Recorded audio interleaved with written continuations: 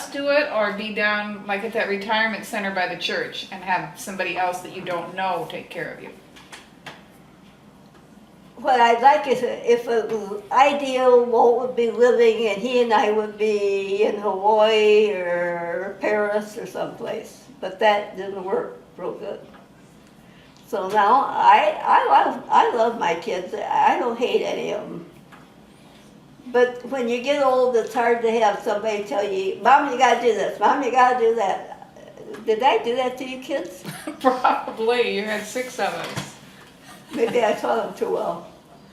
It was clear my mom needed some help. I was also starting a PhD program, so I thought this might be a nice fit. Silly. I'm going to talk to my mom and I'm going to talk to my siblings and see about just moving in and seeing if everybody would be okay with that. I think I could be help to my mom. I could continue working. I'd actually be closer to work, and it seemed like a good idea. And then I had been warned that it would be a lot of work to take care of an elderly parent. And I didn't dismiss that. I didn't take it lightly, but I still made the decision. I thought with enough support, we can do this. So the nuts and bolts of day-to-day living, Who do you work for? it's a requirement that we remain flexible because things are changing all of the time. And my mother has dementia, so some days are really good and she's very sharp, and other days she really needs a lot of assistance. With a young daughter and an elderly mom, an average work day is we're up. I take my daughter to school. She's right just about 5 blocks away from here.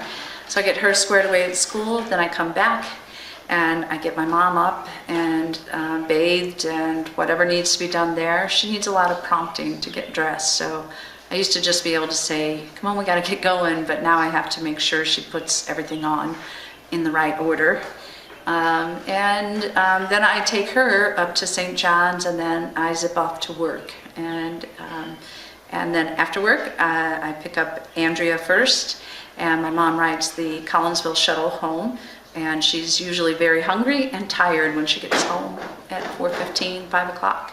So I try to have dinner ready for her. And then at least 1 or 2 nights a week, I have a sibling who will pick my mom up or meet her here. And on those nights, those are the nights that Andrea and I can go to the YMCA, work out, swim, do whatever we need to do. And my mom usually goes to bed pretty early. Of course, mixed into all of that are doctor's appointments and calling the pharmacy and trying to read what needs to be done next.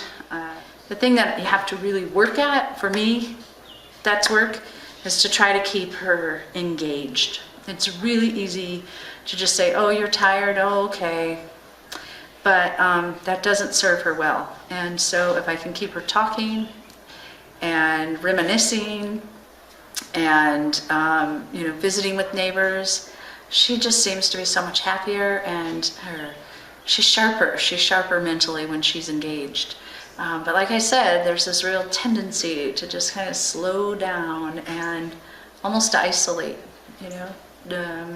She would like to stay not just in her house, she would like to stay in her room. Understandable. I think it would be hard when you can't see and you can't hear very well, and I just think it would be really hard. So getting her out sometimes is hard, but she's brave and she's a fighter, so she does pretty well as long as we keep her motivated to stay engaged.